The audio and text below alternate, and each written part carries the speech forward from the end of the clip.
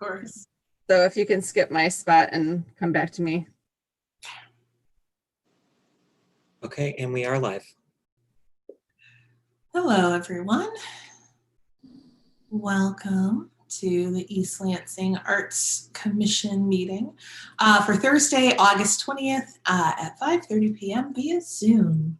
Thank you for sharing our agenda tonight. So without further ado, I'm going to do a roll call. So please excuse me because my little cheat sheet isn't there.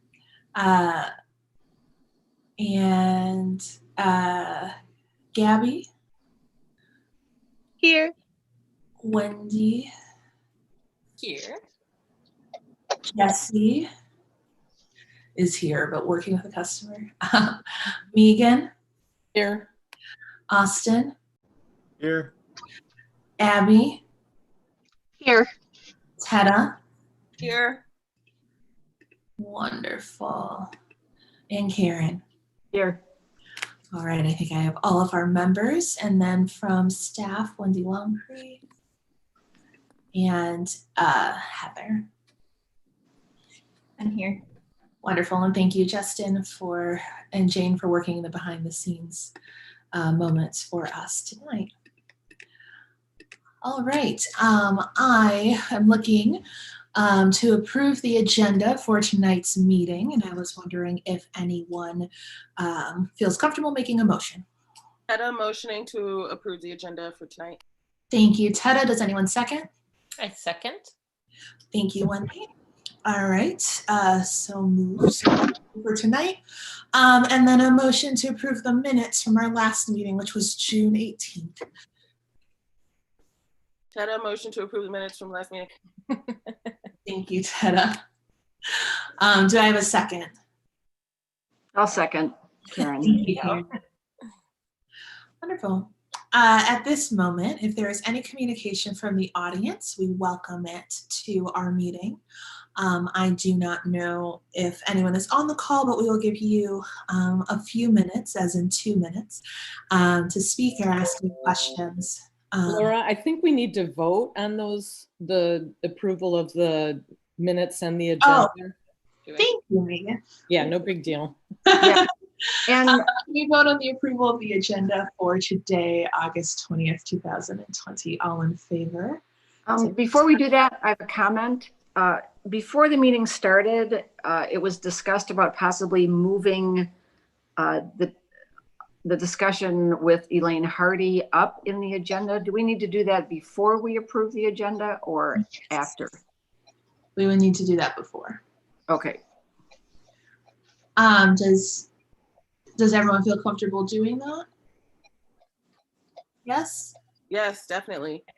Yep. All right. So we will try to figure out where. Okay, so we'll take it out of 7.1 and put it in right after communication from the audience. Thank you. All right. Approval of the agenda for tonight with the caveat of we're moving Elaine Hardy up earlier. All in favor? Aye. Aye. Aye. Wonderful. All opposed? Great. It's so moved. And then approval of the minutes for June 18th, 2020. All approved. Say aye. Aye. Aye. Aye. Wonderful. All opposed? Any abstentions? Laura Megan has had her hand up. I'm not sure if there's something she would like to share. No, actually, I'm sorry. Last meeting, we just raised our hands, but no, I'm just saying, yes, I approve all this. Great. That's how I took it. Wonderful. Thank you so much. All right. Is there any communication from the audience? Yes, there are a few people in the audience, and I will go through the list at this time. Wonderful. Thank you, Justin. Okay, so the first person that I have in the audience is joining by Zoom with the name of Stephanie. You have been permitted to talk, and you may address the commission. Oh, hi there. This is Stephanie from Pincanna, just for the item on the agenda later on. Perfect. We will call on you at that time. Thank you. and a Jerry Griffin. Hello, everybody. Sorry about that. This is Jerry Griffin. I'm here for the Pincanna discussion as well. Thank you. We will call on you.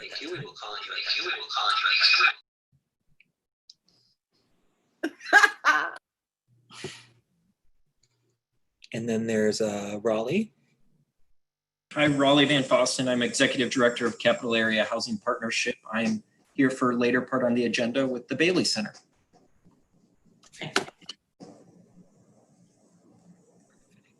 Wonderful.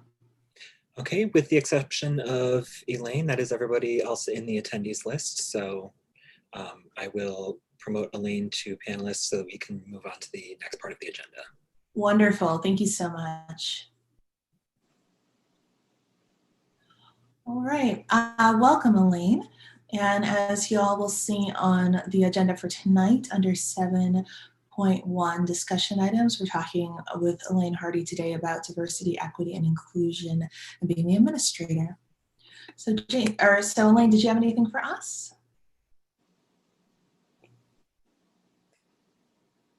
Good evening. Thank you so very much for having me. I want to just, thank Heather for the invitation to come and visit with you about the work that the City of East Lansing is undertaking.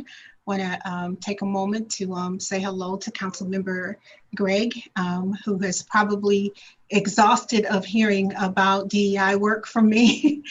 She and I have been seeing a lot of each other lately. So I am here mainly to answer questions. I can share a little bit about the history of why this time and why DEI, and then maybe move into kind of some of the planning that is currently going on to kind of undergird the work that we're going to be undertaking over the next 18 months.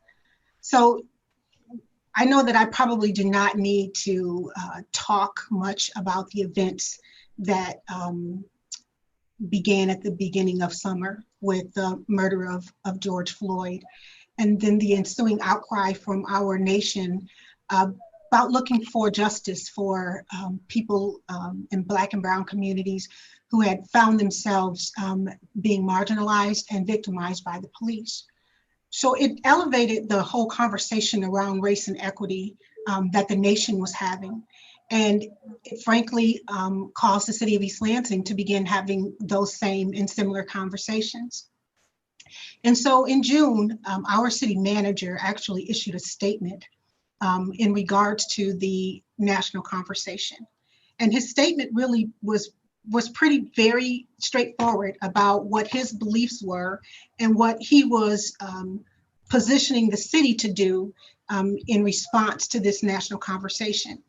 And if you haven't read that statement, there's the preamble to that statement I feel is very important as we frame this conversation that we're going to have, and then hopefully as we continue to talk about this this issue as a city, and maybe even as you as an arts commission.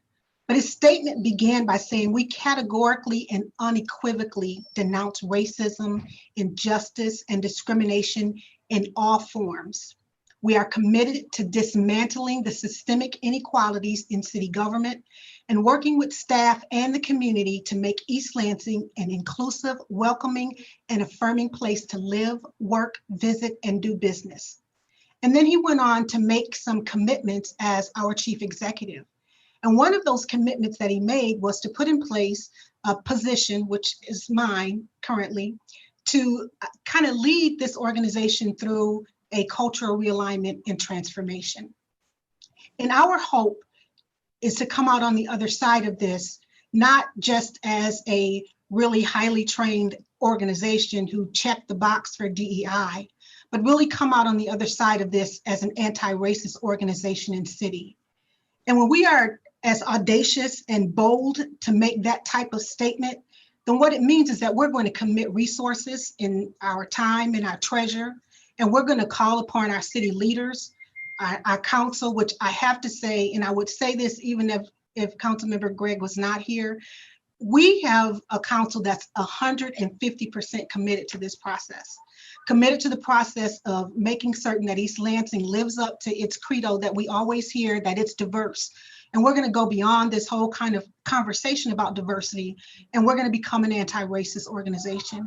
We're going to become an organization where people that work within the city government are free to bring their whole entire selves to work, no matter what they believe, who they worship, who they love, what color they are, what kind of abilities they have physically, how old they are. And we're committed to doing this work. So if you have not had a chance to read the city manager's statement along those lines, I would really encourage you to do that, because he committed to leading a full cultural realignment throughout the whole city organization. So, which starts at the top and is going to filter throughout the entire city workforce.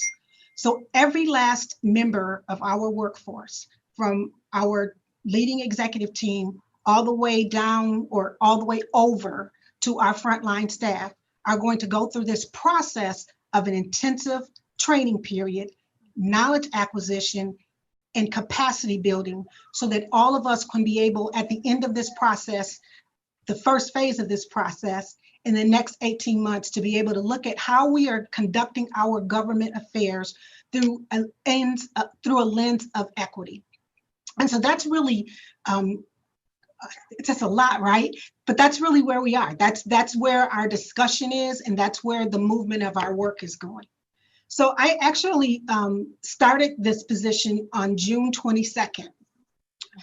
It was a funny story, actually. I had some conversations with the city manager 2 days before that. And we were just kind of discussing this new role and what it would mean for the city. And I said, so when do you want me to start? He said, Monday. And I thought, oh, so get no transition, right? You just want to go.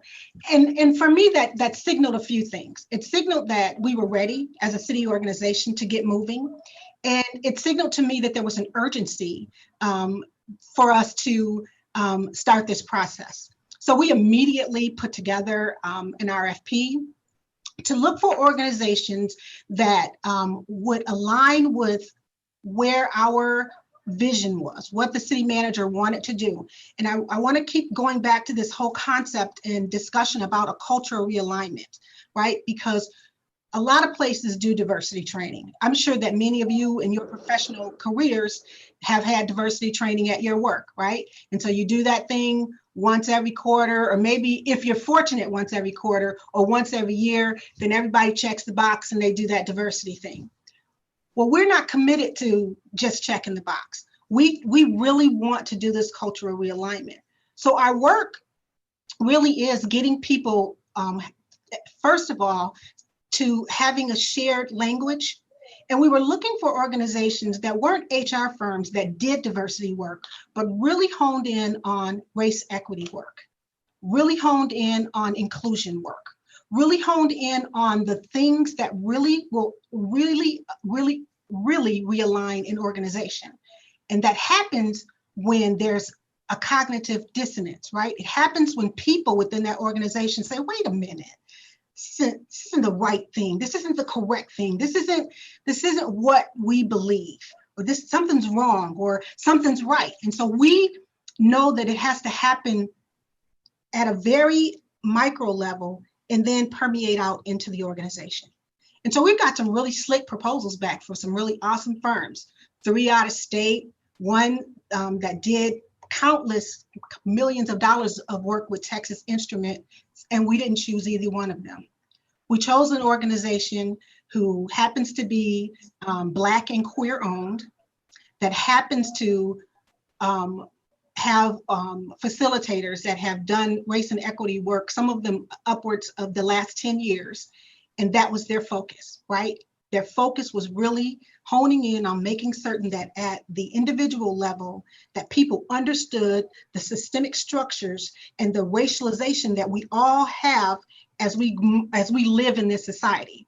And it's not of anyone's fault, right? So we set up a structure in our society where all of us become racialized.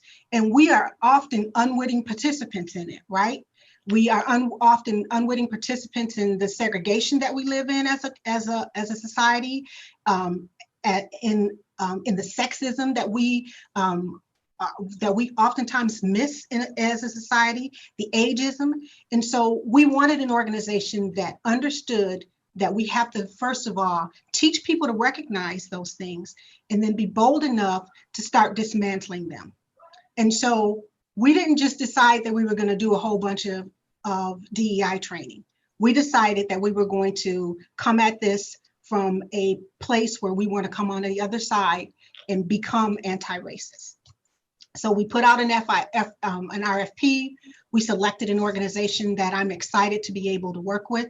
And now the work starts. And that work is going to start with us putting our council and our executive leadership team through this 6-month-long capacity building around race and equity, where they have committed, our council and our executive leadership team have committed to spending 8 hours a month over the next 6 months in this process. That's a huge commitment. And, but I'm so proud of I'm proud that they decided to do it, because we could have come at this a whole different way. But I'm excited that we understand the moment that we're in and the urgency with which we can move this type of work forward. And so for the next 6 months, that's what our leadership is going to be involved in monthly. And then we're going to, once we have developed a shared language and the capacity around leadership to understand equity through the lens of anti-racism, we're going to begin in January to start filtering out that training through the rest of the staff. And they don't just get one go around either. They're going to go through a whole process of 6 months with training as well. So I'm excited for the first 18 months of capacity and knowledge building that the city is going to go through. And then at the same time, we get to do some really amazing things. We get to begin to engage the community in these conversations around race and equity. And then to build out our conversations with the community, that we can talk about all of the other isms and other marginalized communities that we sometimes don't have an opportunity to hear from, or we don't present an opportunity for them to talk to us. And so we'll be developing and having community conversations. We're going to be working with some other commissions throughout the city and with the MLK Commission and with the council, so that we can hear from our constituents about what they think about this whole idea of becoming an anti-racist community.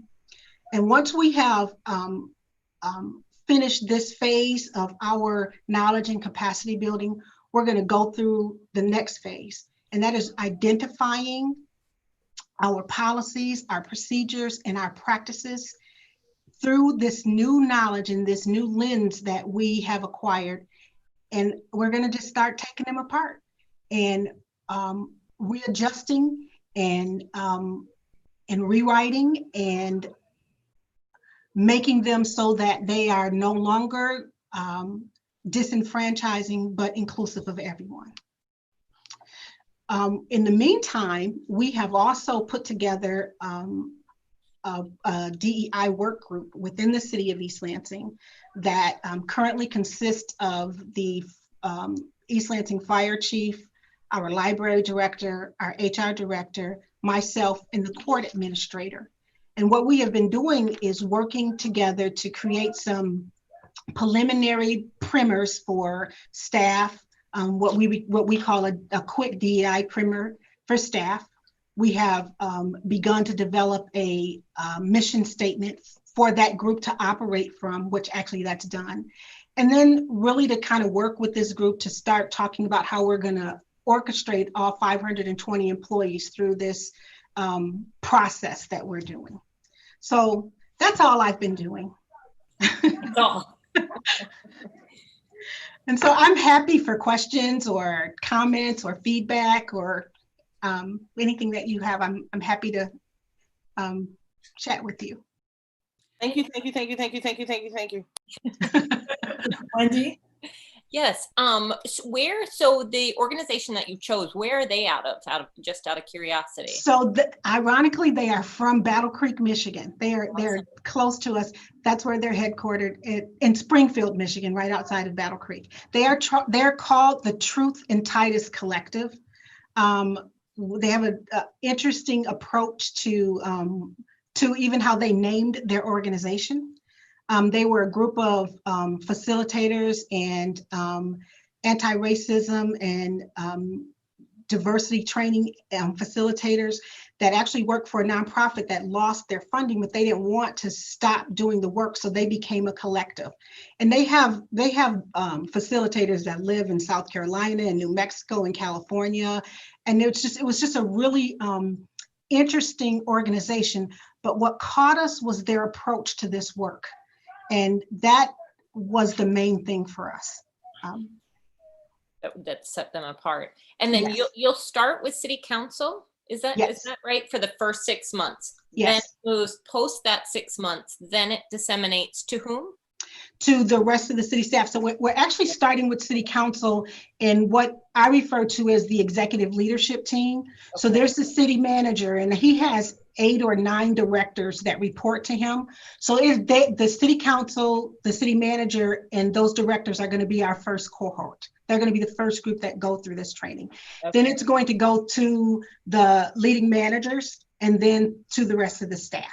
And we're staggering this training so that we can build capacity and the ability for those leaders to be able to answer questions, because this is going to be messy work, right? So we're challenging people's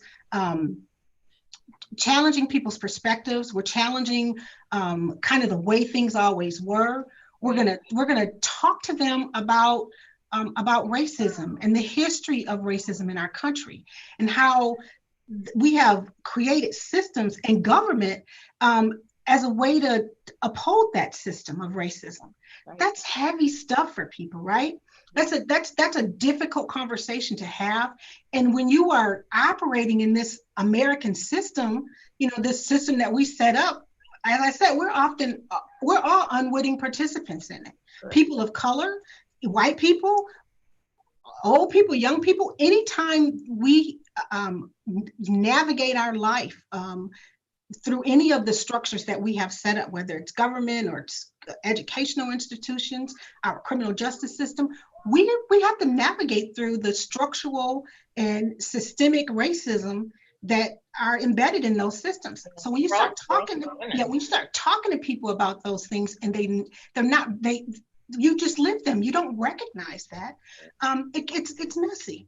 And race is an uncomfortable thing for people to talk about too, right? Most people have a difficult time even calling attention to race. Sometimes it's difficult for people to hear, well, I'm a Black woman or I'm a white woman, right? We racialize other people in this country. So white people are white, and you don't talk about that. There are other races of people, right? That's an uncomfortable conversation for some people to have. So we're going to have some messy, uncomfortable, and hopefully some very productive conversations and some healing conversations as well. Wonderful. Megan. Yeah, Elaine, and we've had some discussions before, and I am so glad you got this job. I really am. And coincidentally, I went through a DEI workshop yesterday through the nonprofit network out of Jackson. And you're right, it's intense. And I'm absolutely amazed that there's such a huge commitment to it. Yes. On the city's part. That's fantastic. And I did want to just say that on September 17th from 9 to noon, I believe. Yeah. The Capital Region Community Foundation is sponsoring for free nonprofits to participate in this training. I think it would be super valuable if any of you are involved with some other nonprofits to pass that on to them. It's a good thing. And so, Elaine, I assume you feel that this trickles down to all the boards and commissions of the city through the city council liaison that serves on that commission, like the East Lansing Arts Commission or whatever, and through the staff member who staffs it. Is that what you're thinking? I'm just wondering, how does it trickle down to all the boards and commissions? So I think that's a great question. And I think that our boards and commissions, part of what we do as a city organization should be to be inclusive, right? I think that you have to be intentional about this work.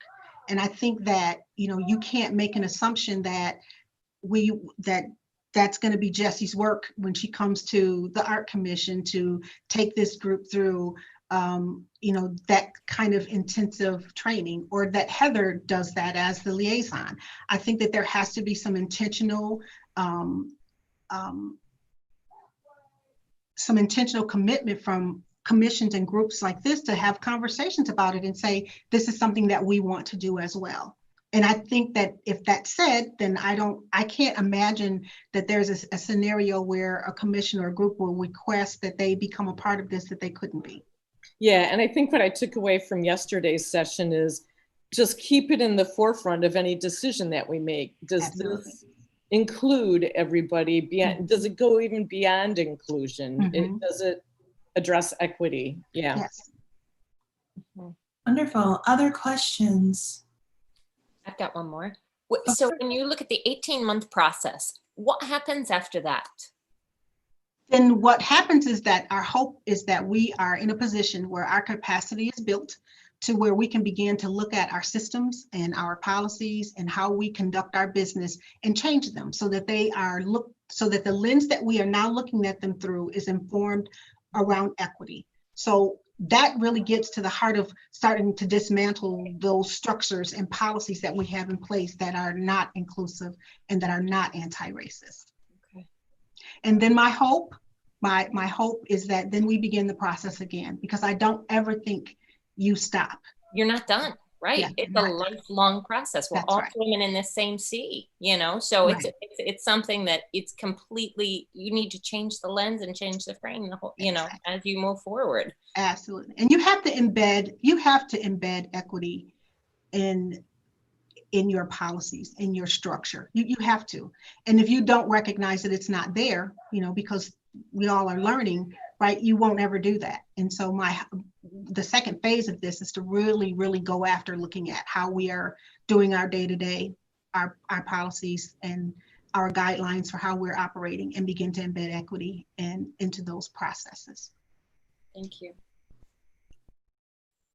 Oh, lovely. An amazing task that the city has taken on. I'm so excited to see, and especially such an in-depth look at it. I'm really excited to see some systematic changes that are going to occur. Were there any other questions or comments that we had for Elaine at this time? When you're ready to come back and talk to us, I know you have your work cut out for you, so we can make sure to find a time that will suit best for everyone to make sure that we're absorbing this information as well, I'm sure. Absolutely. Heather, was that what you were looking for? Did you have anything else for me? Any questions or comments?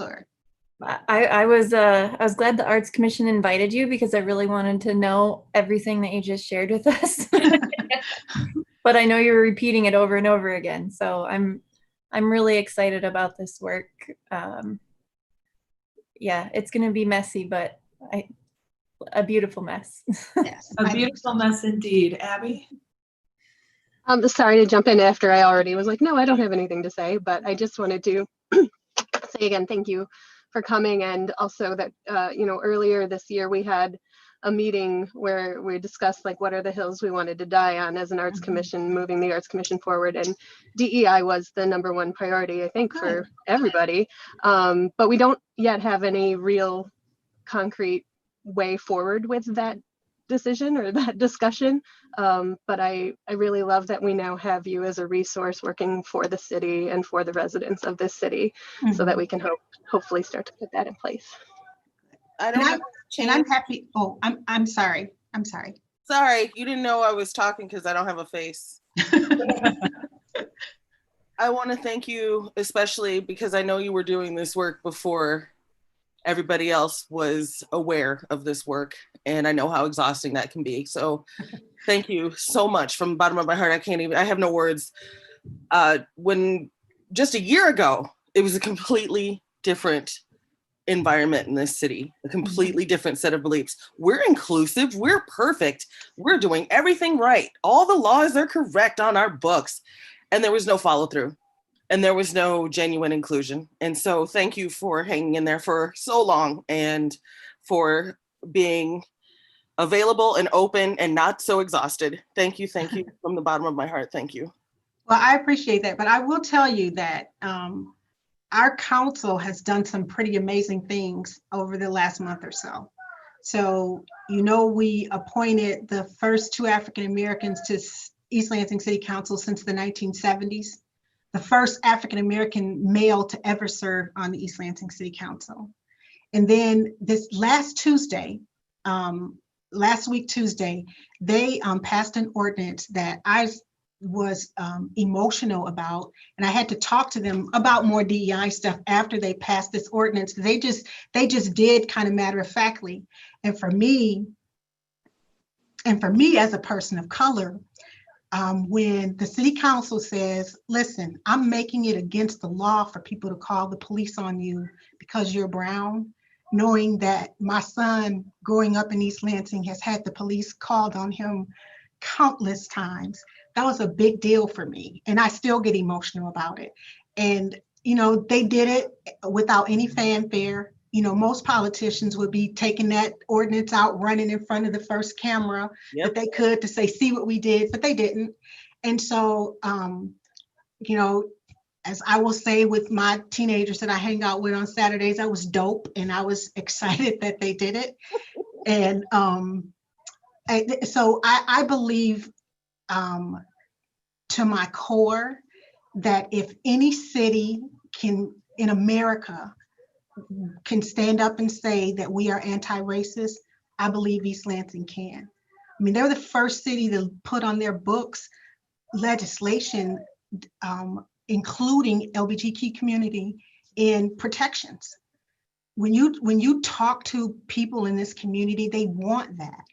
I just don't know that we knew how to get there. But if we open up this conversation and we keep talking about it, we will get there. And so I'm excited about the work that we're about to do, and I'm looking forward to it. And we're going to need allies, and I'm always happy to come and chat with you, talk to you individually if there are things you're doing in your neighborhoods. I'm happy to do that as well. So. Amazing. Well, thank you so much again for coming to join us today, and for the offer to come back. I'm sure that we will gleefully invite you back at some point in the future when we have some more questions and some more concrete things to work with, but a lot to think about and a lot to be grateful for. So thank you so much. Thank you so very much for having me. Of course. All right. We're going to go ahead and keep moving just a little for sake of time, and absorb that powerful conversation in general. Are there any written communications? I want to get out of my scrolling.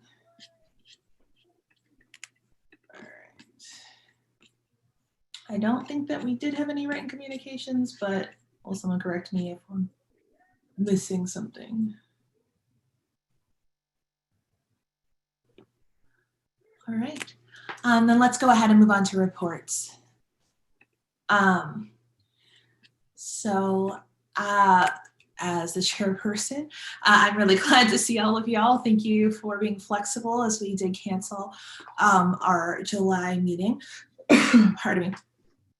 In favor of getting all of these wonderful things onto this meeting schedule. So yes, we're a little packed for today, but with really great stuff.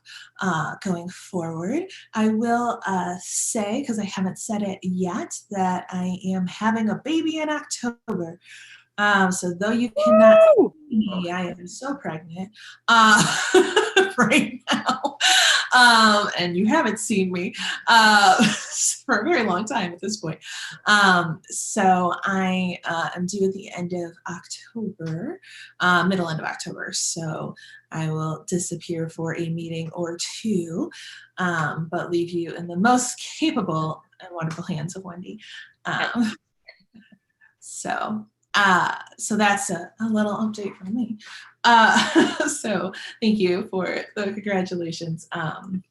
As we go forward, I wanted to officially state that. And then Jesse, are you in a place where you can do your liaison? Or do you want to hold? Yeah, can you guys hear me through the mask? I try to keep it on when I'm in the store. So let's see. Well, Elaine covered a lot. I am not bored yet talking about equity. Well, we've got a long haul ahead of us, so I'm gonna, my enthusiasm has not waned yet. I don't expect it to. So I'm glad that she was able to fill you in much more thoroughly than I would have been able to. I think no surprise to anybody on the Arts Commission that, diversity and equity is important. We've been talking about it since I've served on the Arts Commission. I think, it's always been a part of this conversation. So I think having a city focus towards that will definitely make our work easier, or your work easier, I guess, because I'm not one of you anymore, technically. So, and, hopefully that will result in more positive outcomes in terms of public engagement in art, and art addressing social issues and things that have always been front and center for this commission. So that's very exciting, obviously. I think, let's see what else going on in the city of East Lansing. We're still kind of adjusting after this week's announcement from MSU that they are not going back for in-person classes for the undergraduates. I think with it being such a late announcement and so many of the students already having signed leases and already having moved into their apartments, we're really not sure what that means for East Lansing. We're just kind of trying to keep on top of it day by day, because planning ahead is pretty difficult right now since we don't know exactly what that's going to look like. There will be some number of fewer students in town, at least for this first semester. There will be a large number of students still in town. And so how many fewer we have, how many we do have, how active they are, how seriously they take the different limits and warnings that have been given is all yet to be seen. And so I think we're all kind of wait and see on the side of caution in that regard. We did get some help from the Ingham County Health Department this week, limiting outside gatherings to 25 people or less in the near campus zones. So that was not arbitrarily decided. That was based on police data from noise complaints. So that was kind of used to target in where large parties might be expected to happen. So that makes me feel somewhat more secure. We know it's not going to be a 100% cure, but it does give us a little bit more authority to go and break up our outside gatherings that we would not have been able to legally do. So that's good. I think we're going to hear today from Pincanna, but that is kind of a new and interesting thing that has just happened this last week, is we have recreational marijuana in East Lansing now. We have 3 approved recreational dispensaries with different timelines of when they'll start actually selling. But that's going to be new. Personally, I think it's actually exciting. I think it's something that's long overdue. I think the criminalization of marijuana has been, not great to be very underreported about it, I guess. So that's interesting. I'm trying to think of anything else that's new that we have done. Obviously, we're getting used to our 2 new council members, and they're getting used to us. We started out of the gate with a 5-hour-long meeting just to make sure that they were serious about serving. And so far, they're both still on board, so hooray. Let's see, anything else new? I don't know. Do you guys have any questions for me? There's just like so much going on. I feel like I can't condense it down for you guys, but is there anything that you're wondering about? I can't see all of you, so please feel free to speak at will. Hang in there, Jesse. Thanks. Yeah, it's a little, my kids are starting back to school this week, so that's been weighing on my mind. We're getting their distance learning station set up at home, and we're a little bit intimidated about that. I've got 3 kids in 3 different grades, so that's, you know, it is what it is though. I feel like fighting COVID on any particular measure is just not worth the time, because there's nothing we can do about it. We just kind of have to, as much as possible, float on top and get through and see. Yeah, and then just, you know, I'm downtown 5 days a week at the store, and I just see other businesses down here struggling, and it's a really hard time. So, but I think, you know, there's good things happening there as well. So we're just going to kind of hope, concentrate on that good stuff and try to get through the bad stuff. And it's an intense little period of time to be living through right now. Any other questions for Jesse? All right, thank you for that report and opening up with us. Oh, you're all good. I love you guys. I'm gonna go on mute. I'm just gonna listen. I might putter around the store a little bit, but I'll be paying attention. So if you need me and I'm not sitting in front of the screen, just yell my name really loud and I'll come from wherever I'm holding fabric. Aye. Awesome. Were there any commissioners who'd like to add to the meeting at this moment? I have something. If you can't see me, it's Megan speaking. There was the art piece down at the Valley Court area, the science piece. It has gotten a lot of positive feedback. It's very cool that it's science-based, especially right now where so many people are anti-science. I shouldn't say so many people, I would say a very vocal minority, but I just wanted to make the point that I was really surprised, and I'm not typically a process person, but when it comes to the city level, I do feel that city processes should be followed. And I was very surprised that that piece did not come before the Arts Commission before it was actually executed. And my understanding is that it should have come before us. So I want to bring that up, just that from now on, I think it would be good to make the point that the Arts Commission does expect to see pieces that are sponsored by other city departments. It's very cool that it was grassroots and all that, but I just think it would have been good to get our perception, our stamp of approval on it. And it makes me wonder, would it be a good thing perhaps just to reach out to the planning staff and ask that maybe every few months that a planning staffer attends our meeting, since, you know, they occasionally are involved in art projects. So this is Heather speaking. Yeah, you 100% blame me for that, Megan. I'm not going to blame you, Heather. I did not explain the process very clearly to the new planning staffer. And because of that, he didn't realize that the Arts Commission had to actually approve the art. And it just happened. Wendy and I got an email Friday and said, hey, by the way, we're doing something in Valley Court tomorrow. It'll be dry-by Sunday for the market. And so I have talked to him.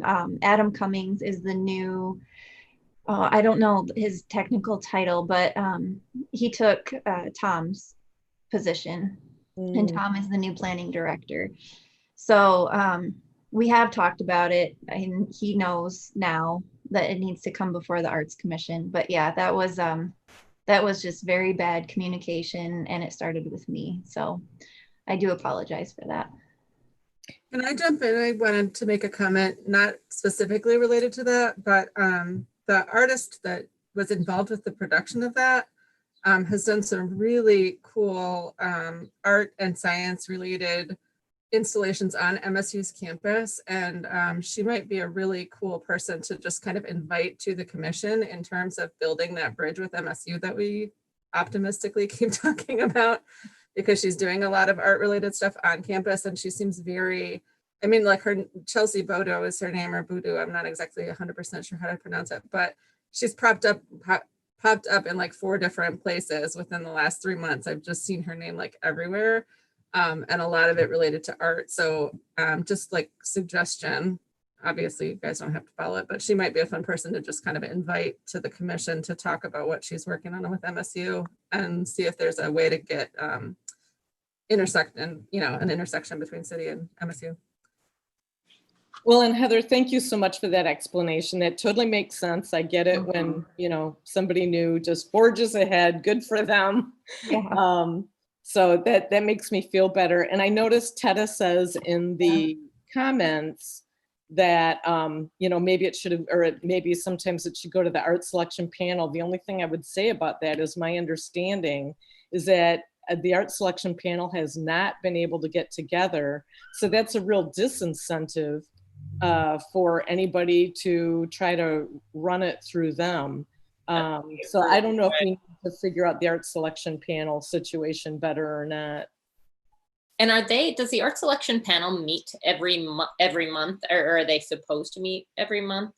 Only when there's something to be decided. Yeah, they're Yeah, so we actually had a meeting scheduled with them in, I can't remember now if it was March or April, but it was supposed to be before your April meeting to look at the Keith Sokola Jr. painting, and then I think talk about the En Masse that turned into Lauren Asta.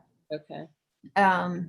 But because of COVID and all the changes there, we did it via Zoom, I think. It didn't, no, that's not what happened. One person showed up from the art selection panel for that meeting. Gosh, do we need people? It's actually, I think it's a full panel right now.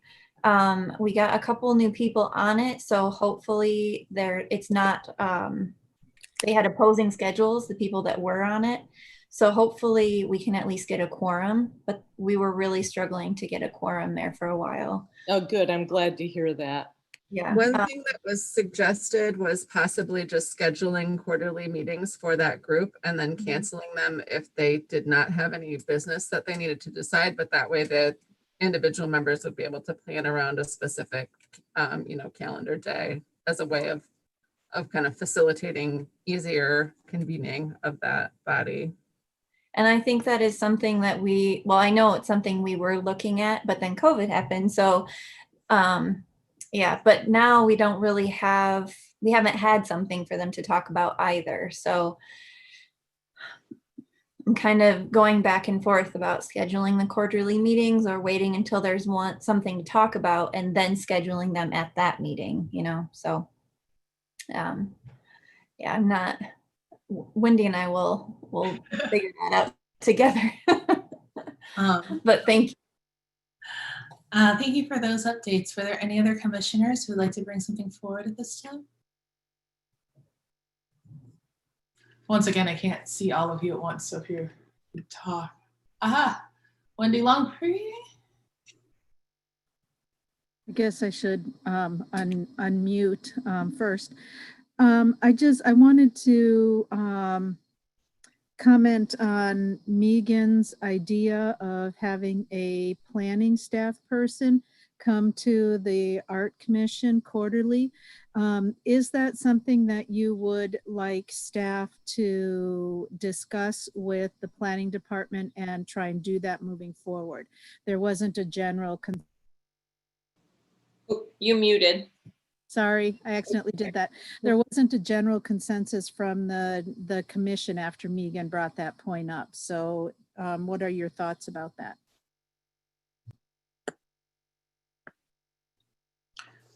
How would that help Like us? the two the arts element and the planning department, it does intersect. I mean, we could do it on an as needed basis. I just wonder, how would the planning department feel about that? Would that be something, a positive to them? Or is it onerous? Yeah, what do you think the feel would be? I don't know the answer to that. I haven't spoken to them about it. I think the fact that the Art Commission meets at 5:30 is helpful, as opposed to meeting at 7.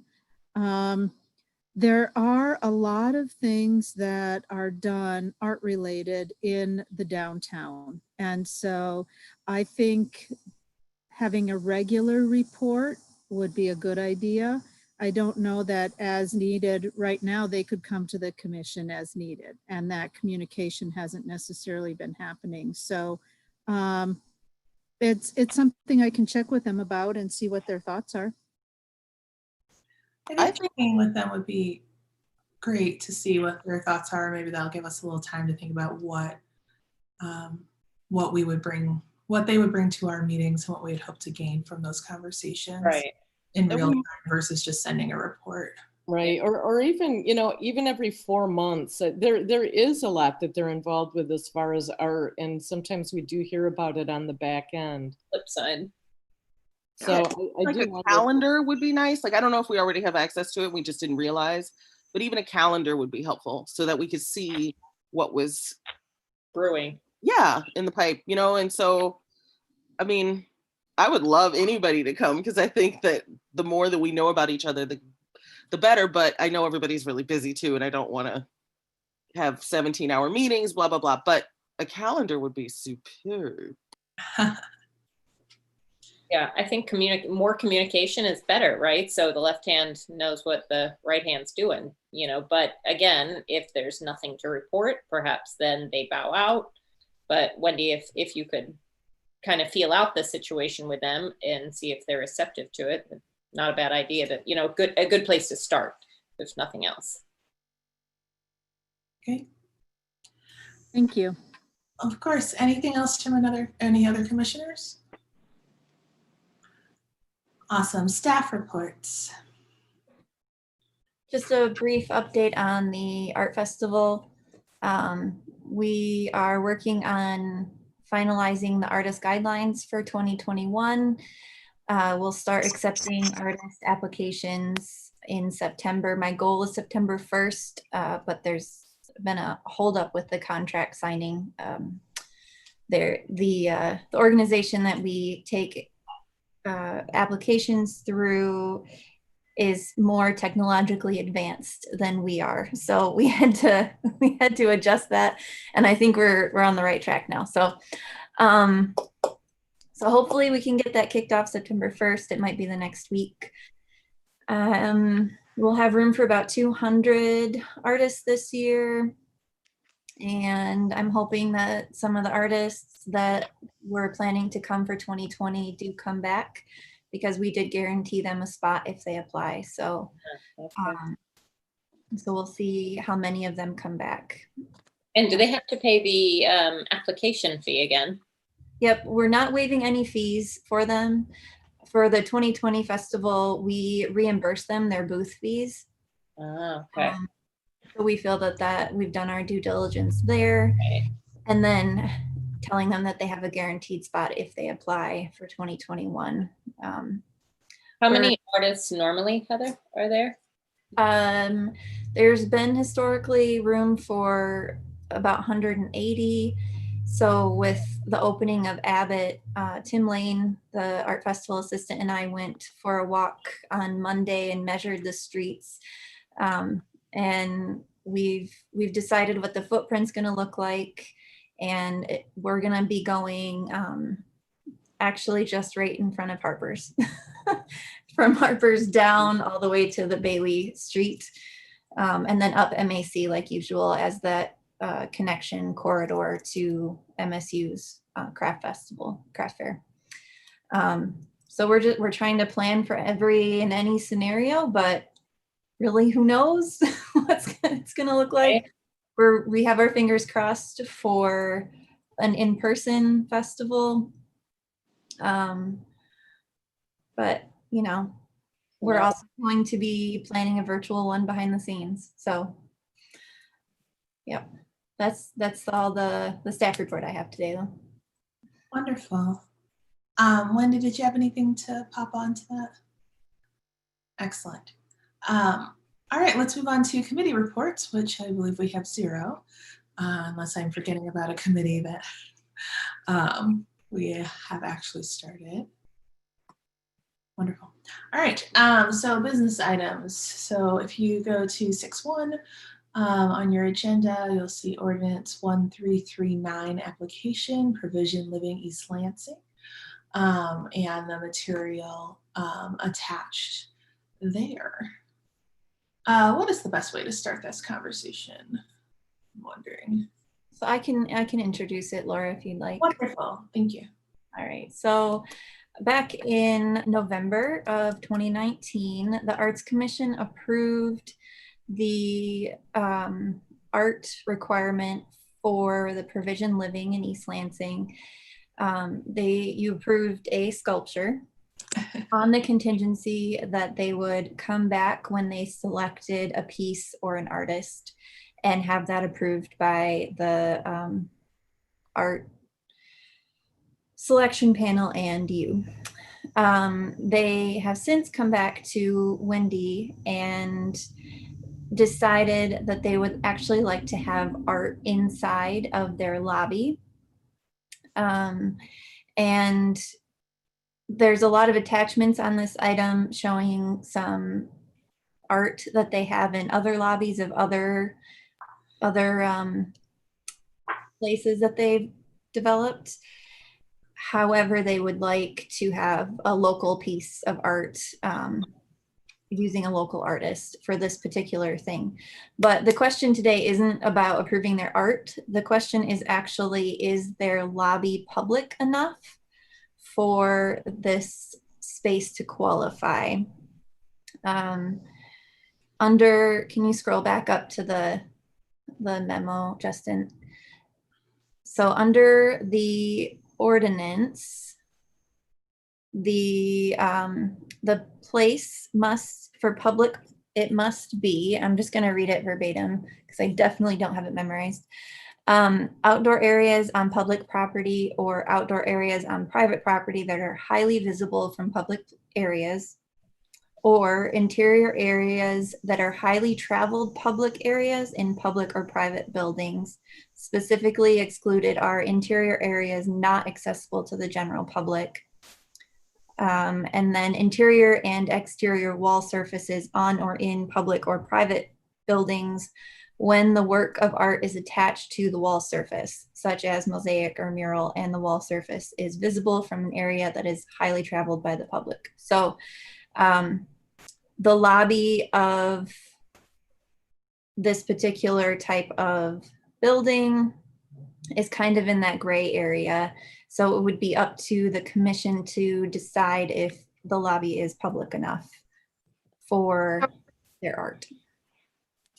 So we don't have a raise hand function, but I'm raising my hand. So I read this several times, and the question, and I'm thinking about, like, right now what's going on with COVID and nursing homes and assisted living facilities that are locked down to any outside people right now.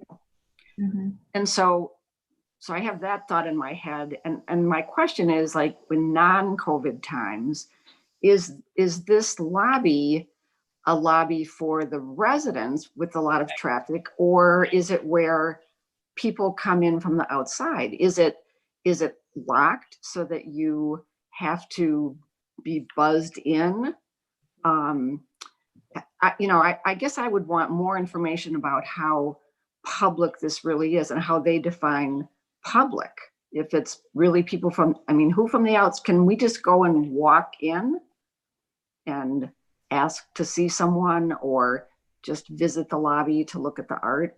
I think those are the kind of questions that we have to have answered. Sure. Wendy, did you have a Wendy Lomprey? You do have a representative on the line, I believe. No. No? No, both of them are for Pincanna, yeah. Okay, I'm sorry. Okay, so then, of course, I'm thinking about inclusion and people who are differently abled and that spot on our map. So that's not a spot anybody's walking anyway. That's just like, you really have to seek it out.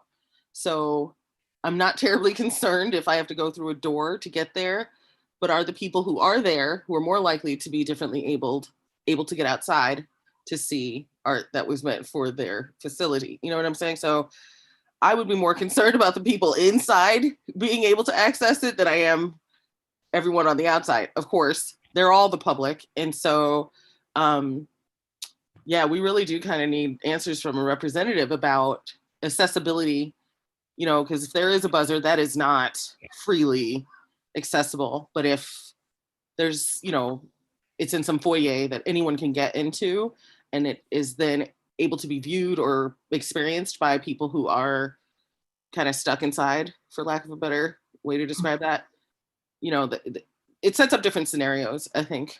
It does. Do they need an answer from us today? They would need an answer by your next meeting, Okay. but they don't have to have it today. They did express a willingness to come and talk to the commission, and that just because this was a late ad, there wasn't an opportunity to arrange for that to happen.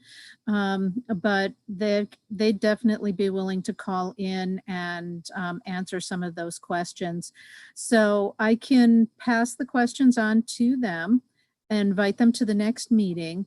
And then they can be prepared to answer those. Are there any other questions or any pieces of information you feel you would need to be able to make a decision next week? Well, Wendy or Heather, do you know why they changed their mind on this? I mean, did they find that, for example, you know, $25,000 for a sculpture that they maybe had envisioned and then installation of it, it doesn't go a very long way? Not, I mean, a lot of people, they can think they can get a big sculpture for that, but sometimes they can't. So was that behind their decision making?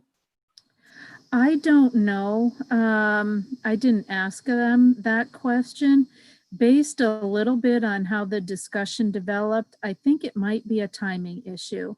I think they have an interior decorator that they've worked with before who chooses the art for them based on with guidance from them. And I don't think they have anybody who typically works with sculpture or outdoor media. So I think their comfort level is working with the indoor art pieces instead of the outdoor. But like I said, I didn't ask them. I think it'd be great if they're prepared to speak to the questions presented at the next meeting, and that we're able, and if there's anything that's like really telling, that maybe it could go out with the agenda ahead of time, so that we're prepared to respond. Yes, Wendy? And maybe Wendy or Heather, when you speak with them, share with them that we have questions of accessibility, right? So whether it's indoor or outdoor, how can they speak to that, right? Who is going to be the viewers of this artwork, right? So however that looks, but if they could speak to that, that'd be great. Yep, I'm making notes. Thank you. I think Abby had questions. I don't know if Abby's still on. She had said that she was not wild about the idea. Oh, you're right. Sorry. Let me look at her.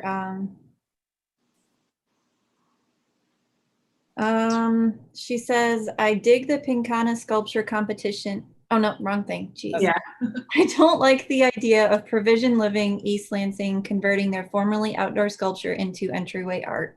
It seems, however, that the definition of public art allows it. My preference would be for it to remain outdoors. I do like the consideration they put into the works they have selected for other locations.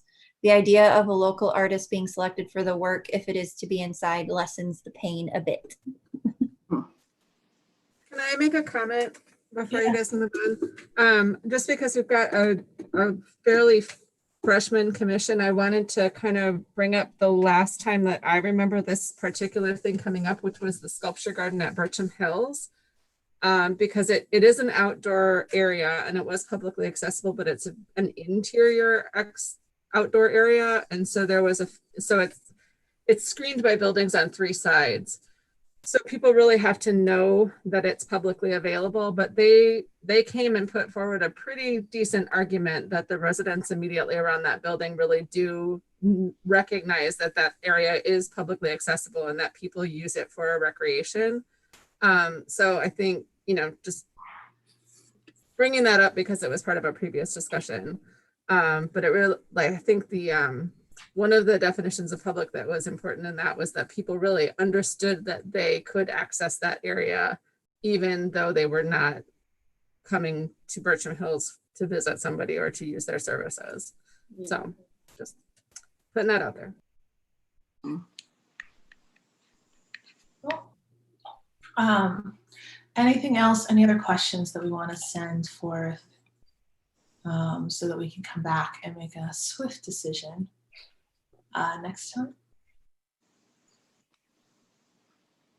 Great. All right, let's go ahead and move on to our next point in the agenda, the Pincanna art competition. So if we can go ahead and let in our 2 guests to briefly talk about this, and then we can start our discussion. Hi there, Jerry. Do you want to start or? Sure. Okay. Sure. Thanks to the commission again for letting us come to you and bring this to you. And I'd be remiss if I didn't say congratulations to the chair for her. I didn't hear if you mentioned this was your first or if you've had. Oh, this is my second. Second. Okay. Congratulations. As you saw in the memo that we forwarded on with some parameters of what we've got in mind, and obviously we had a discussion with a few members and Heather a few weeks back about whatever role that we saw the Arts Commission playing in this process, and I think you'll see in the memo that we had submitted kind of some ideas that we had there, and we wanted to get your feedback and then also start to get the process rolling a little bit. We do intend on trying to open our facility in early 2021, and if you'll see from the timeline that's in the memo, we are looking at putting the piece of public art in the spring, when obviously we're going to be able to get into the ground. Hopefully it won't be too frozen, and so that we can actually do that when it's more appropriate in the spring, and do a nice media event with that as well. So I think our memo pretty much outlines what we wanted to propose and get your feedback on, and also get some your input on what we're proposing as the role of the East Lansing Arts Commission. Wonderful. Would any commissioners like to start us off with thoughts? Or staff? Heather, I don't know if you're poised to unmute. Yeah, I can, I'll share what Abby had to say. She says, I dig the Pincanna sculpture competition idea. I would, however, want to do anything within our power to ensure a high quality of proposals. I'm also not a sculptor, so I'm wondering if the stipend prize is considered appropriate for ensuring that high quality. Tada, would that be something in your wheelhouse? I mean, yeah, it doesn't look bad, especially because materials are separate. So that's usually the bulk. The materials and installation costs are the bulk of the overall costs.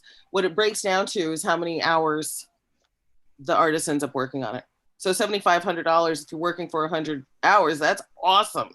But if you're working, for 700 hours, it's not awesome. So, I mean, I think that's fine. I don't blink at that. I don't question it. I don't think that it's inappropriate. Great. Other thoughts from other commissioners? I know I have a question. Oh, that's good. I think with the MSU students and faculty and staff not necessarily being on campus, I just want to make sure that we can help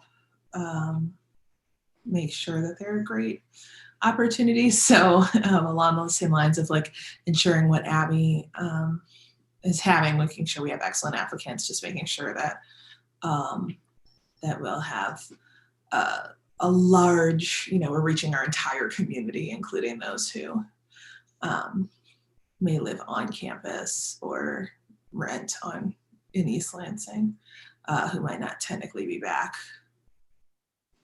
at this moment. Yeah, we might just need to get creative on how to reach them. Obviously, if they're still students but not living on campus or living nearby. Yeah. How would you see us? Like we'll probably have some questions for the commission, such as helping us set a maximum budget, for materials, or, there could be some other things along the way. How would you all see it working? Would we have a point person with the commission to interface with, or? I think we could assign a point person. I think this also could be something that, since we meet pretty regularly, even though our November is usually pretty packed, just with our own stuff, I think that we could either have y'all come back or yes, have a point person if someone wanted to volunteer for that position. Okay, I guess one other question I had about the proposed timeline that we created is, do you think that's a good amount of time between December 1st and May 1st to give an artist to create the sculpture? I think it depends on COVID. Yeah, right. If they have to get materials. That seems to be the Okay. aspect that is behind everything. So. Right. So it gives the artist enough time. I'm only asking if for some reason we push back the timeline. December is always such an odd month, right? Because of the holidays and this and that. So if we push back the timeline to the beginning of the year that we made the announcement, who was selected, would we have enough time? We could always push back the install date too, but.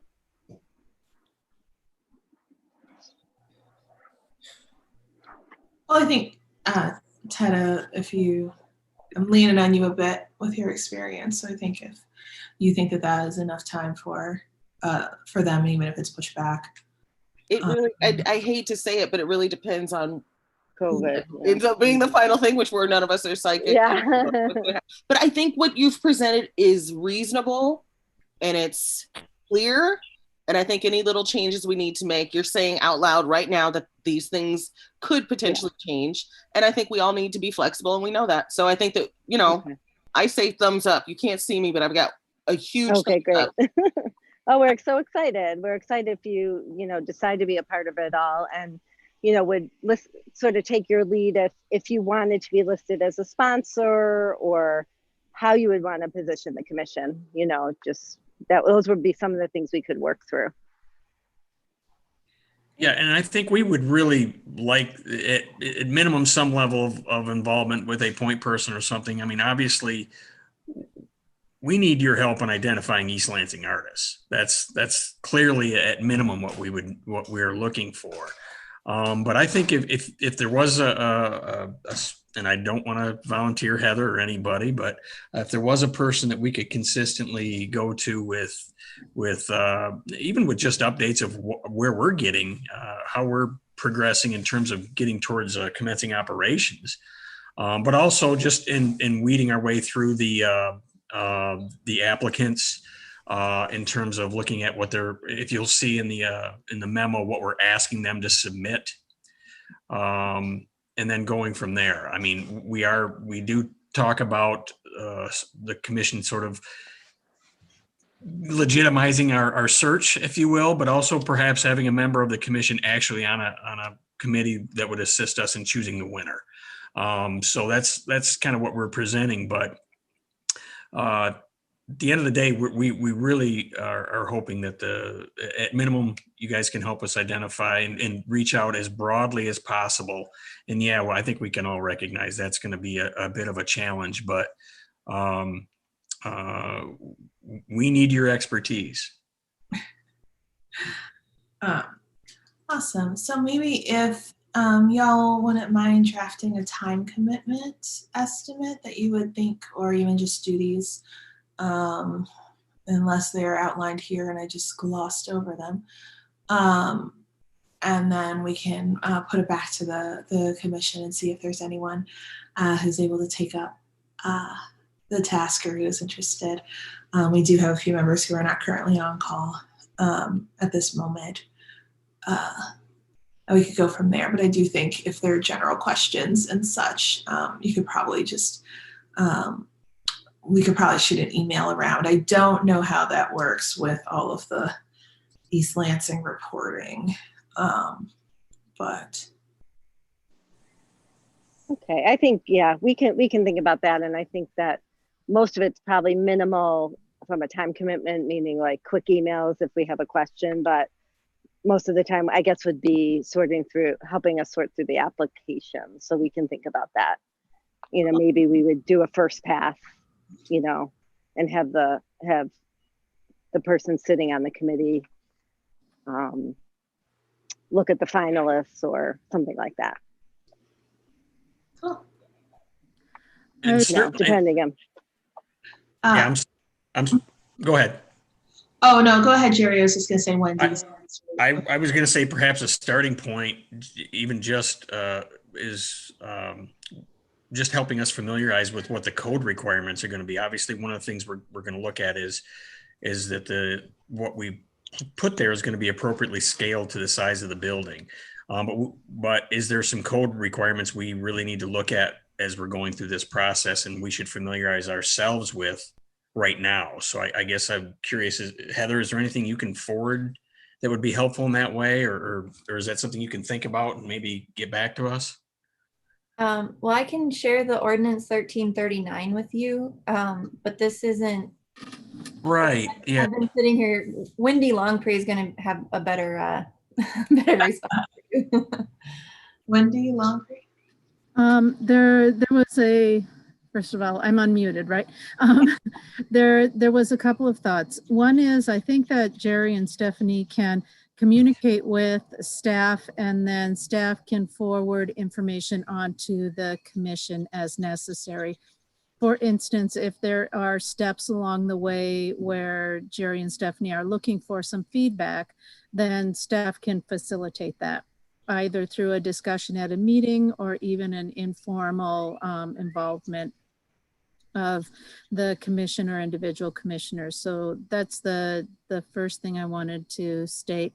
The second thing is, yes, Jerry, I can have a conversation with you or Stephanie or both of you offline to review some of the different code requirements and the things that our code department would look for as you're looking at different permits or those sorts of things. So I'd be happy to share some of that information with you. And what I don't know, I can put you in touch with the appropriate staff who would be able to answer your questions. Awesome. Yeah, I appreciate that. I realize there's two issues here, and obviously our project not being mandatory under the city's ordinance, we realize that it wouldn't necessarily fall into that, but there's a lot of code in terms of building, and this is that we want to make sure that we're touching all those bases. Wonderful. Wendy, Sylvester, Rowan, did you have something? Hi. Yeah, I just had a quick question. When I'm reading the proposal, when you say local artists, how local is local? What are your hopes? Are you thinking like East Lansing, mid-Michigan, all of Michigan, Midwest? Well, we did have a discussion about that, and I believe we landed, we're open-minded about it.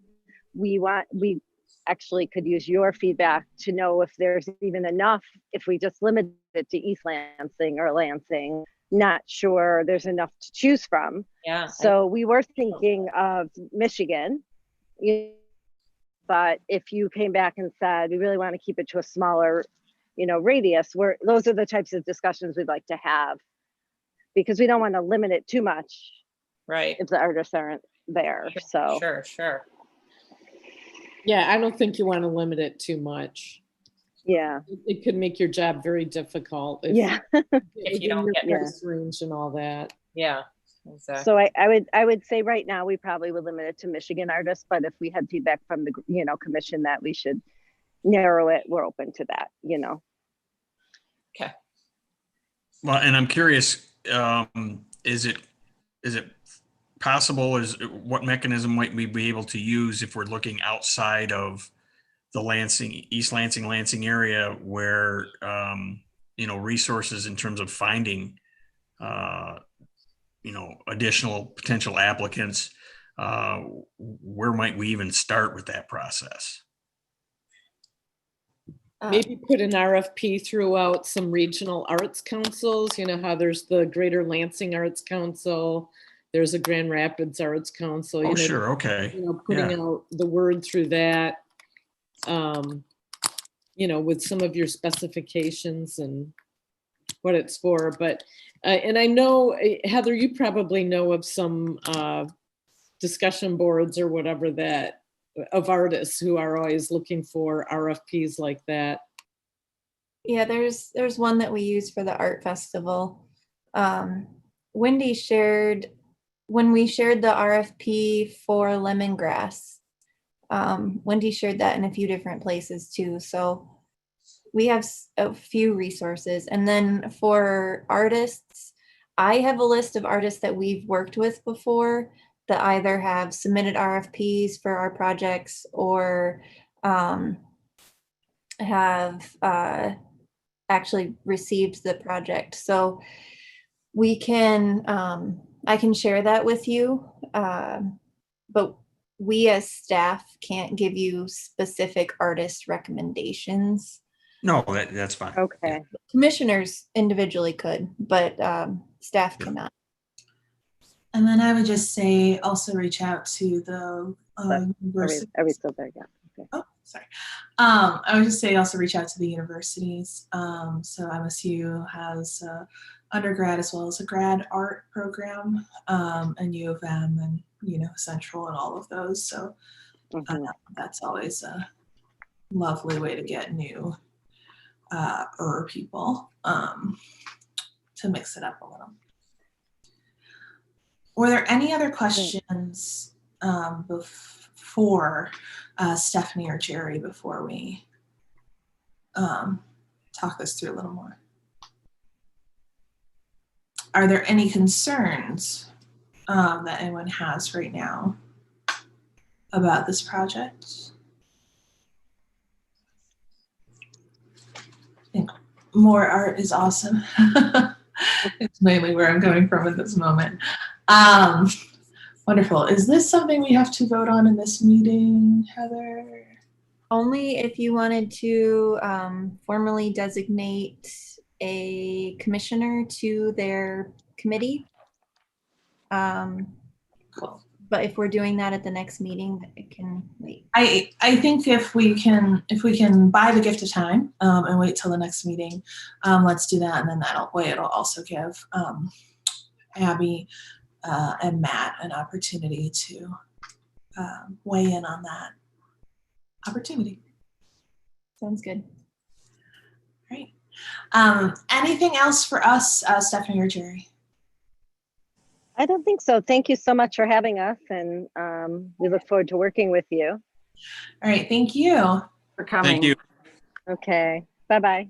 Bye-bye. Bye. Real quick before we move into our Bailey history and update, it is 6:55. I was wondering if we could put 15 minutes on the clock to extend our meeting. Like we did at 7.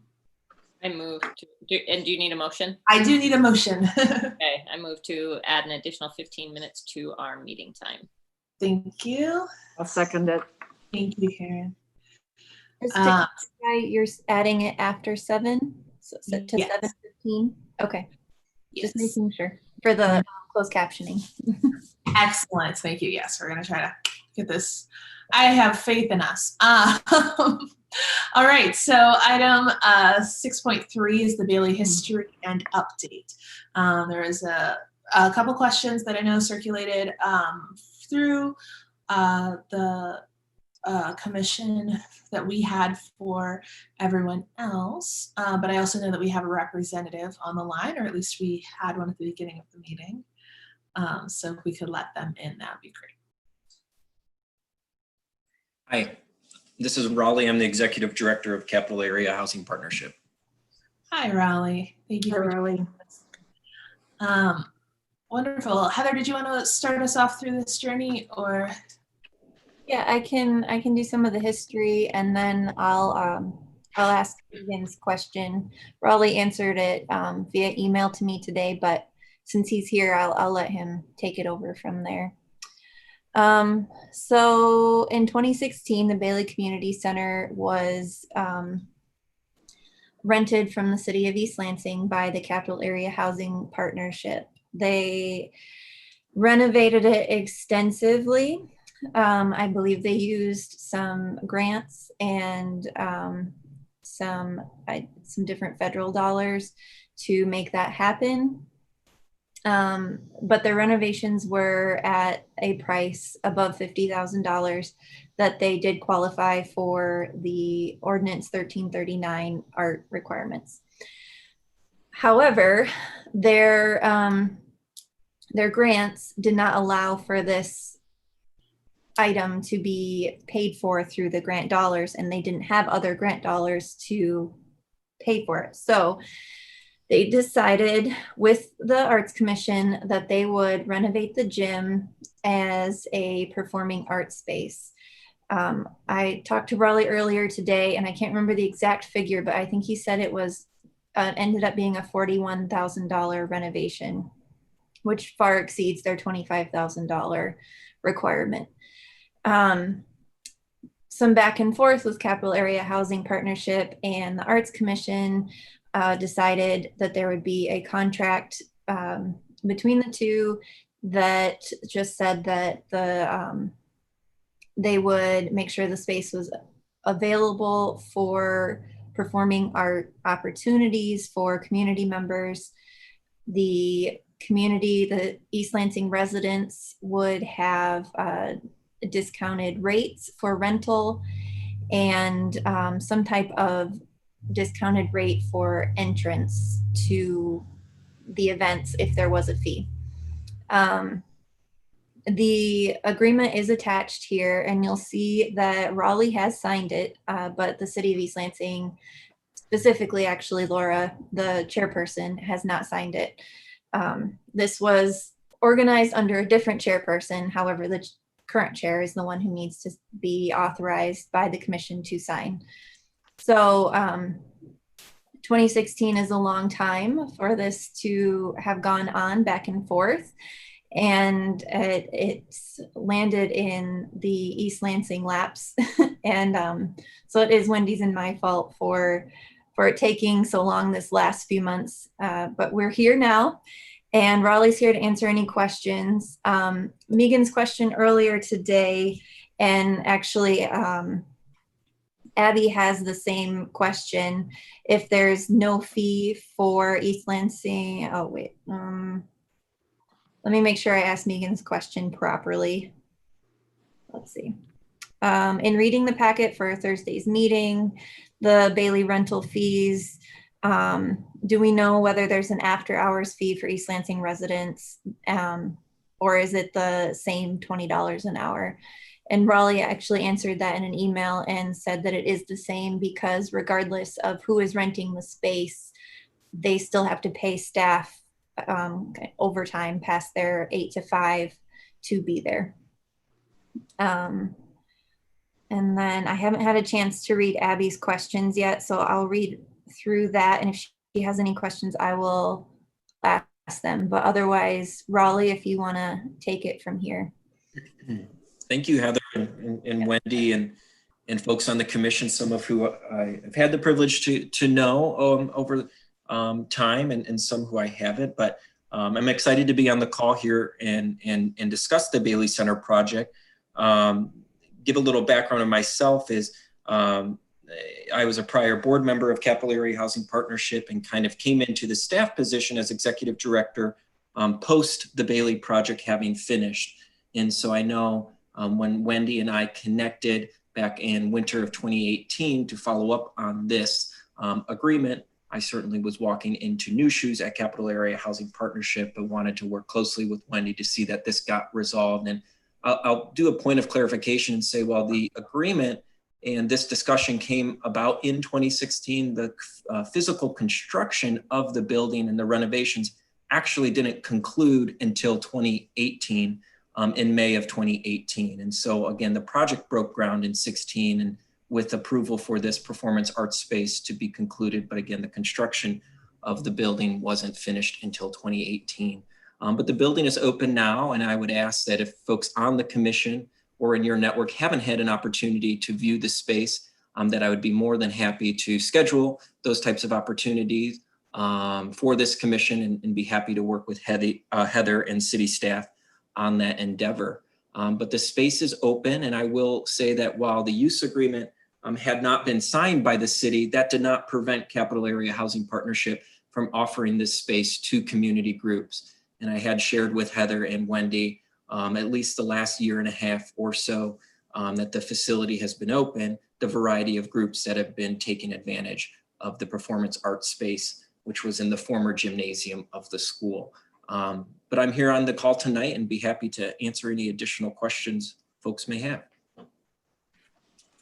Great. Did anyone have any questions so far further than what has already been asked? A couple points. I think the $20 after hours fee is actually extremely reasonable.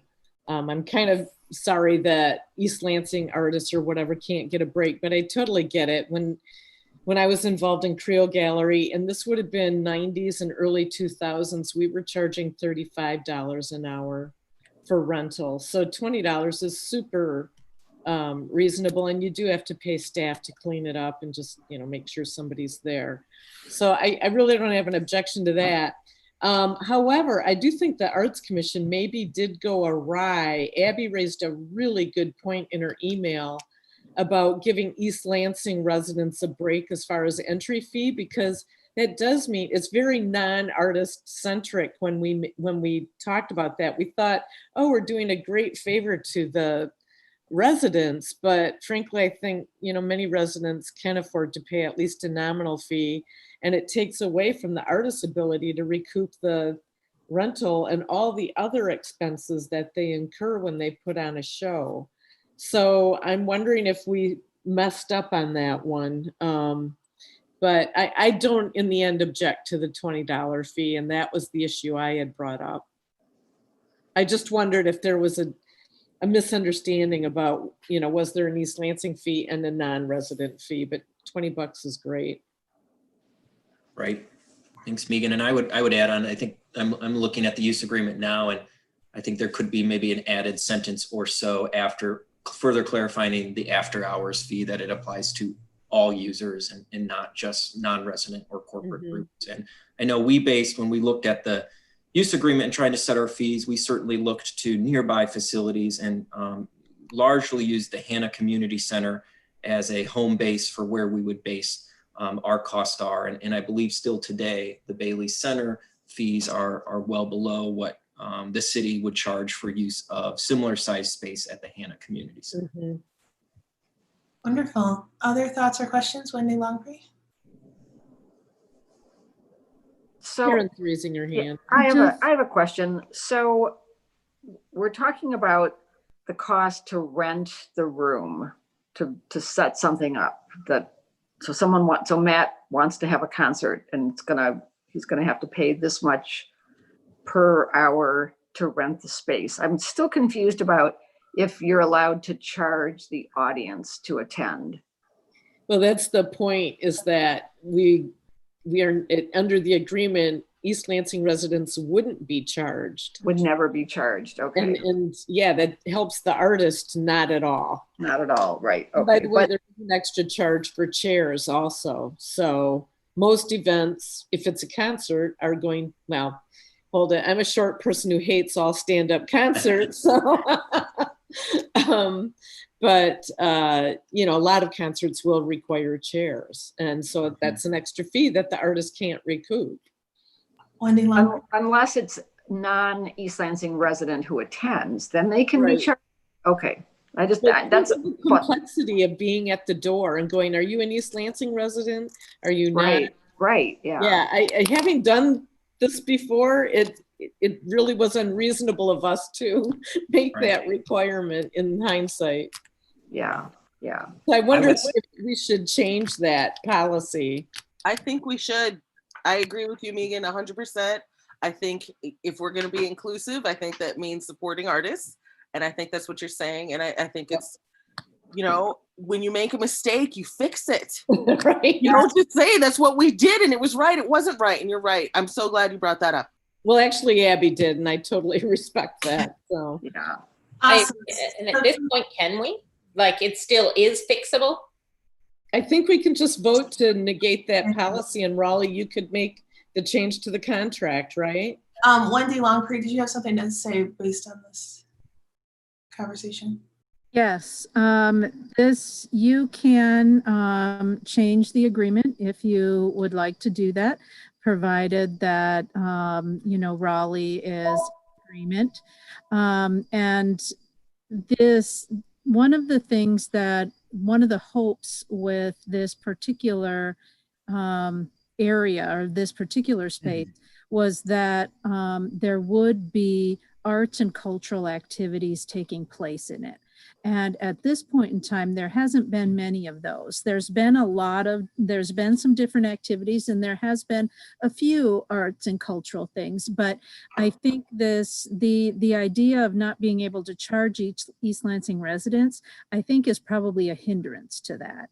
So if you did make that change, I would suspect that there would be a greater demand for this space because there's a stage in it.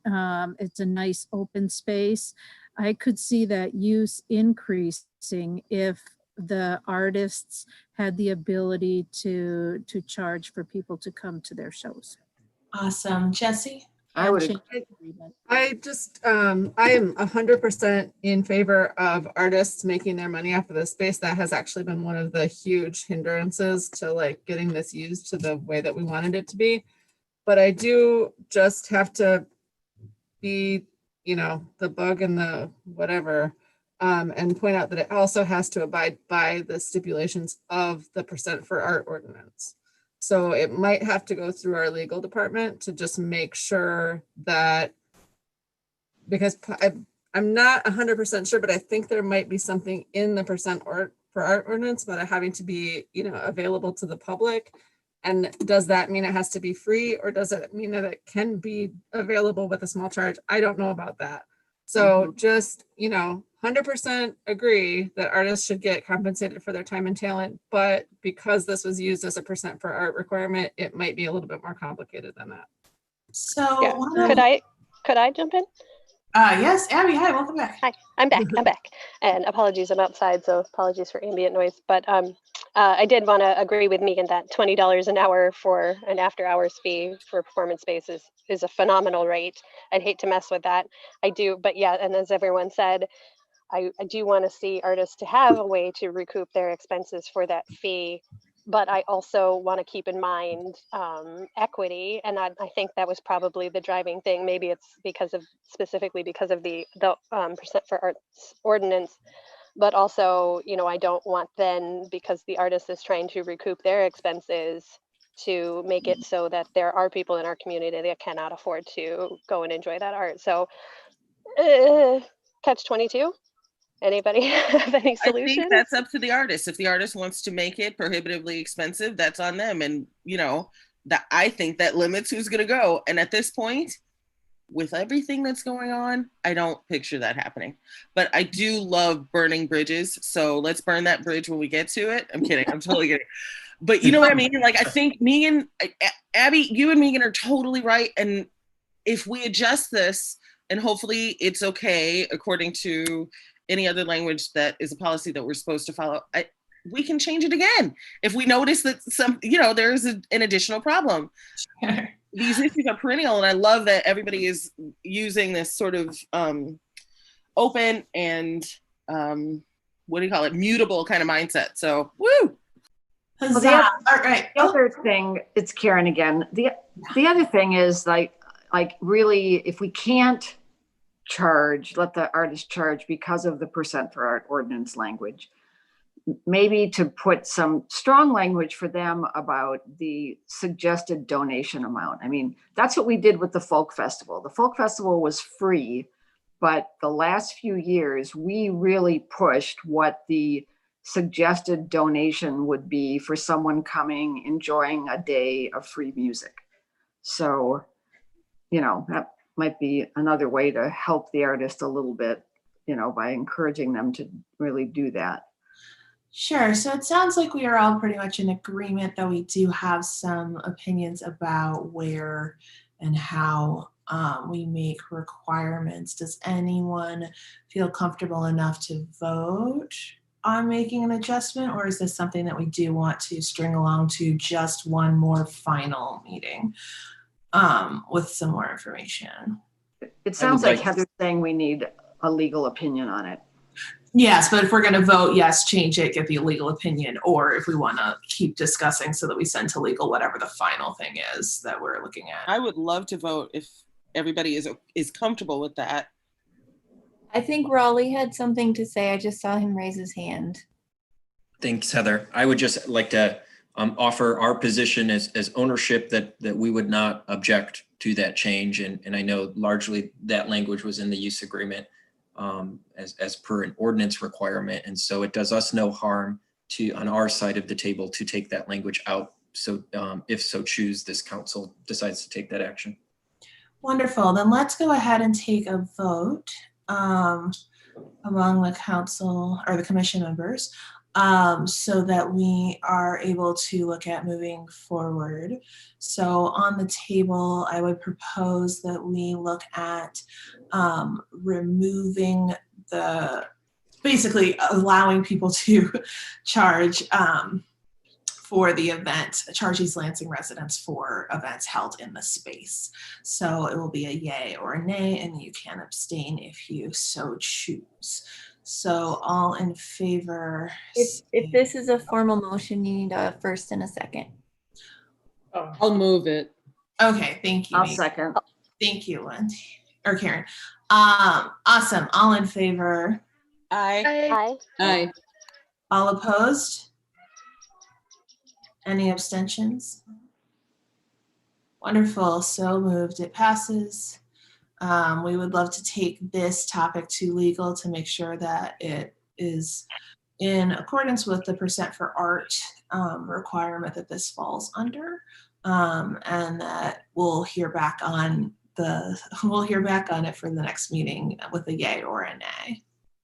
So I will not sign anything until we hear back. That sounds awesome. Thank you, Raleigh, for hanging in there. Yes, a long meeting. Anything else on the Bailey project? Great. I do. I have one more thing. Just, I don't know, maybe this is a Heather question, but is there more that the city can do or that we as commissioners can do to advertise the availability of this space to performing artists? I mean, obviously, nobody's doing anything right now, but in the future? So Raleigh and I, that was one thing that we talked about. He said that once we have a signed agreement, he can put it up on the Bailey website and he can put it up on the Capital Area Housing website. And then Wendy and I talked about it, and we also agreed that we can put it on the City of East Lansing's webpage. And then the art festival can push it out to artists, some, and just use their personal networks that way. But it will, once there's a signed agreement, it will be available on all of our web pages officially. Gotcha. Wonderful. Thank you. Awesome. It is 7:15. We are already going over what I had asked to extend. We have the greetings to our mural update, as well as new business and a recap and an adjournment. Do we feel confident that we can do that within 10 minutes? I think so. Okay. Can we add 10 minutes to the schedule, please? Do I need to vote? I forgot already. I move to add 10 minutes to our meeting this evening. Thank you, Abby. Thank you, Abby. All in favor? Aye. Aye. All opposed? Great. Promise I will get everyone to dinner so soon. All right, greeting tours mural. Yay. Heather, do you want to give us the update? Yes. So, Justin, if you can open the memo for me really quick. So council did approve the mural to be put on the Roadhouse Pub wall. We have reached out to the Roadhouse Pub. We sent them the updated easement, and we are waiting for them to approve the final one. And then I will take it. Our goal is to take it to the September 8 meeting of council for approval, and then we can formally move on with planning what the mural actually looks like. But Justin, if you want to scroll down a little bit, the greetings tour mural in good faith put together a draft. If you can, it should be there on the very bottom. You keep going. Yeah, there we go. A draft creative brief. Oh man, yeah. So one thing that they want from you, and you don't have to make the decision today, especially since we have 10 minutes, but they want the commission to choose 5 East Lansing things that should be put into the big letters. So in the creative brief, they have many ideas. I did notice most of them were on MSU's campus, but there's ideas there. They have them organized. They have like the type of lettering and the orientation of the lettering, the colors behind, what kind of graphic is behind the letters, not just the color. They've got everything on there for you to look at. I think based on the 5 items that the commission selects, then they will go and kind of put together a draft of what it looks like for us. We're looking at a fall or a spring 21 install. They said that they have a lot going on this fall. Possible they could get it done in October, but given weather at that time not being so sure, they said it's safe to look at spring. So basically it's just an update today and a think about the 5 things that you want in your letters, and then we can finalize that at the next meeting if you feel comfortable with that, and I can share that with them. We have finalized the contract specifically with the greetings tour, so they have the signed copy, and they've asked for a 50% down, so that check is going out in the mail on Friday next week. So awesome. It's official, and once we have the easement finalized and they have the money finalized, they'll give us an official timeline too. That is amazing. Thank you. Beautiful words, because this was something y'all were discussing way before I got on the commission. Like 3 minutes. It was so fast. Nice. So if everyone could just think of, if everyone brings 3 things to next week's meeting, or next month's meeting, that would be great, just so we know, and I'm sure we will fill out the 5. I am sure we will overlap. for what should go on this mural. I don't mean to be controversial or make any suggestion right now. I'm not doing that. But I did want to let everybody know that we did, or remind everybody that we got permission to use Sparty. Just, that's not a suggestion. We just have permission to do it from MSU. So there wouldn't be additional stuff to do. Okay. Wonderful. Anything else for greetings to our mural? Wonderful. Thank you, Wendy. Thank you, Wendy. She's a miracle worker. I mean, like, there's like, come on. Oh my God. So amazing. Council. Yay, council. Wonderful. All right. Any new business?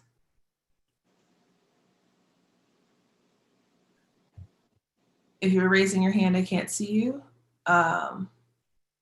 Wonderful. Haha. You know, I'm so sorry. Really, really fast. Yeah. The thing from the Broad, and I had it pulled up here, but I'm now the acts of care.